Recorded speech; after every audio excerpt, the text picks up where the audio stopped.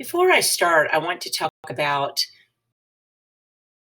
it's written in from the perspective of Squanto. So I will be reading as Squanto today. So Squanto's Journey: The Story of the First Thanksgiving by Joseph Bruchac. My story is both strange and true. I was born in the year the English call 1590. My family were leaders of the Uxtic people, and I too was raised to lead. But in 1614, I was taken to Spain against my will. Now it is 1621, and I'm again in my homeland. My name is Squanto. I would like to tell you my tale. I look up and watch a heron flying overhead. It goes toward the falls that gave our people their name. We were the Patuxet, the people of the falls. Our cleared fields were not empty of people then as they were when the English pilgrims landed in the freezing moon of 1620. Only 6 winters have passed, but so many things have changed. I remember that day in 1614. White men had come often to fish in our bay and trade. They had brought us fine things in exchange for beaver and deer skins. This time, when their tall ships, with sails like the wings of giant birds, anchored offshore, this time was different. John Smith was one of the English captains. He and his officer, Thomas Dermer, traded with us. I liked the way Dermer shook my hand. Smith had learned much from dealing with other Indians in the summer land of Virginia. He knew we valued honor.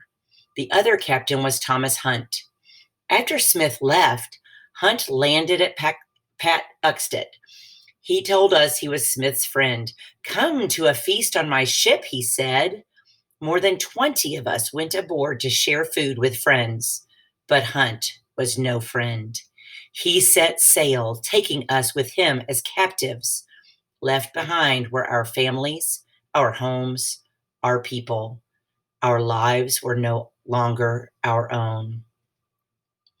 Soon we were crossing the wide salt waters. The journey was long, but my spirit did not desert me. I remembered I was a niece, a man of courage. I told stories to my people and urged them to stay strong. Hunt took us to Malaga in the land of Spain. There we were sold to be slaves, but men who served the Creator lived there. It was they who called themselves brothers who freed us from our chains. I learned more of their language. I let them teach me about their ways of thinking the great mystery. I told them what I wanted most. I wanted to return home. With the friar's help, I went to England. English ships often sailed toward the sunset. I realized that if I could be of use to the English, they might take me with them.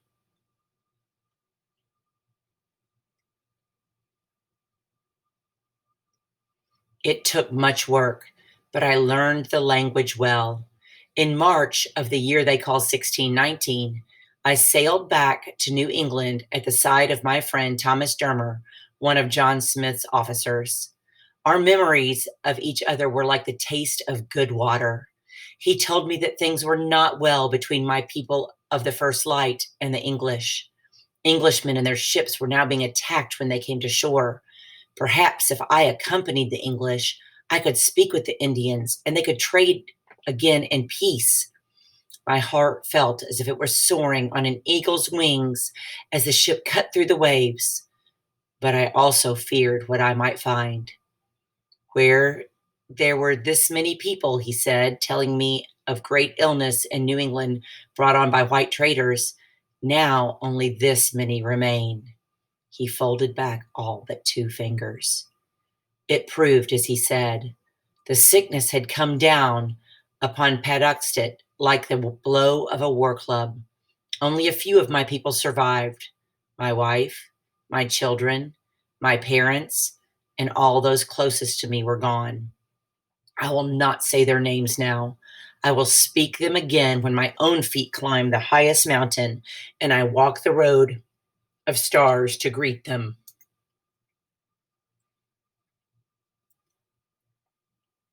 Together, Thomas Dermer and I did our work. We made friendly contact with the Namasket, and the Pokanoket. More than once, my words saved the life of my English friend. Peace seemed within our reach. But Epinow, the powerful Sachem of Capawak, viewed the English as one might a deadly serpent. Epinow, too, had been taken to England as a slave and brought back to act as a guide. He had escaped and vowed to always fight the white men. The deeds of other Englishmen convinced his people that he was right. In the summer of 1620, as Thomas Dermer and I talked of peace, an English captain invited a party of Indians on board their ship. Then suddenly, the white men shot them down. When we reached the island of Capawak, Epinow and his warriors attacked us. Many English were killed. Thomas Dermer was wounded. With my help, he was able to escape, but I was taken captive and given to the Pokanoket as a prisoner. That November, when the Mayflower reached shore, the Pokanoket watched. They did not come close to the English. If the Pokanoket had been stronger, they might have attacked the white men, wiped them out, or driven them away. But the Pokanoket were still weak from the great sickness. Where there had been thousands, now there were hundreds. The strength of our people was so small now that the Narragansett to the south, untouched by the plague themselves, ordered the once proud Pokanoket and Namasket to pay them tribute. I spoke to Massasoit, the Sachem of the Pokanoket, as a niece should, with respect and honor. Befriend the English, I said. Make them come to understand and support our people. Massasoit did not listen at first. He watched silently through that winter. Then Samoset came to visit. He was a Sachem of the Pemaquid people who lived further up the coast. He had done much trading with the English. He knew some of their language. Let me talk with the song Lesmoniac, he said to Massasoit, nodding to me as he spoke. Massasoit agreed. The next day, March 16th of 1621, Samoset strode into the English settlement. Welcome, English, he said in their tongue. He showed them the two arrows in his hand. One had a flint arrowhead. The other had the arrowhead removed. The arrows symbolized what we offered them, either war or peace. The English placed a coat about his shoulders to warm him. They invited him into one of their houses. They gave him small water, biscuits, and butter, pudding, and cheese. The food was so good, Samoset said to me later, laughing as he spoke. I decided to spend the night. When he left the next day, he promised to return with a friend who spoke their language well.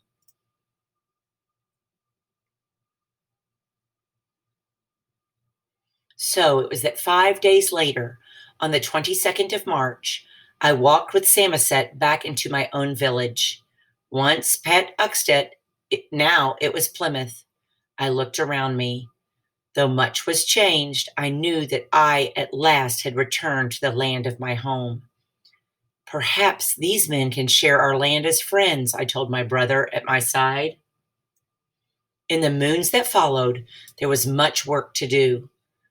The Pocono ticket freed me to be a guide and interpreter for the English. Not only did I act as envoy between the English and our people, I also had many things to teach the white people about survival. They knew little of hunting and almost nothing of planting. It had always been the job of the Uxtet women to care for the crops, while men such as myself hunted. But I had observed much in the years since my captivity. I had seen in Newfoundland how the English learned from our people how to grow corn.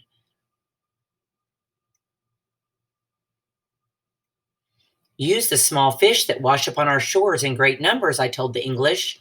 Bury those fish in the earth, and they will feed the corn.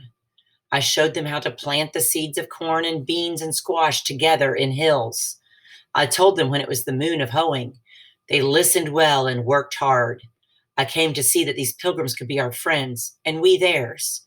Together, we might make our home in this land given to us by the Creator of all things.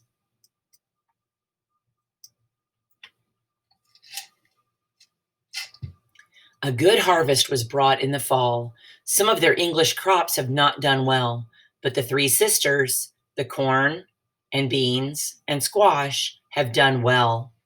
As I look at the beans growing up about the stalks of corn, I think of how our two people have become entwined. I feel hope for our children in the seasons to come. With our help, the English have learned enough of hunting and fishing to provide the food for a great feast, such as this one, the feast for all our people. Now, as we eat together, I give thanks. I have seen more in my life than most men, whether Indian or English. I have seen both death and life come to this land that gives itself to English and Indian alike. I pray that there will be many more such days to give thanks together in the years that follow. I am Squanto. I am known to all those who gather here, English, Pokanoket, Nemasket, even a few of my own surviving Patuxets. I speak to you as niece, a man of honor. I will never leave this land. I give thanks for all of our people to the Creator of all things.